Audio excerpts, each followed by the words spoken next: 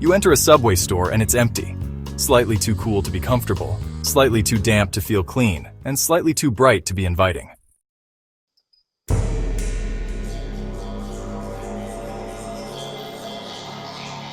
There is one lonely employee who does their best not to look at you for those awkward 10 seconds while you walk to the counter until you're close enough to order. You know you interrupted them while they were doing something else. They give their greeting, ask you what you want, and you begin scanning their workspace. The bins of raw ingredients are sitting askew, separated by steel walls. Yet careless hands have dropped some of each on all the others.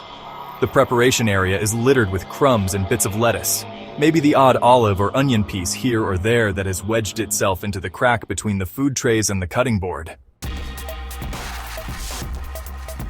This could have been cleaned up while nobody was there, but the employee doesn't care.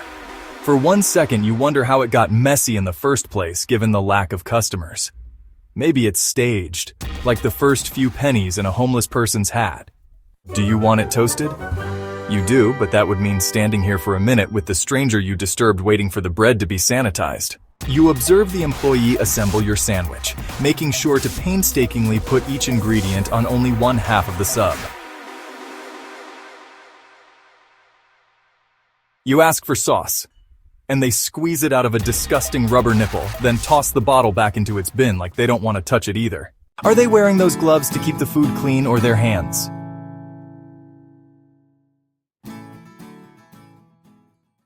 Pay. The sandwich sags heavily in a flimsy garbage bag it doesn't seem to really fit in. You walk out, into the light of the sun. The colors suddenly seem real again, and you become aware of your breathing because the air feels rich and life-giving somehow. The distant memory of tasty subs that brought you here lingers just beyond the edge of clear recollection.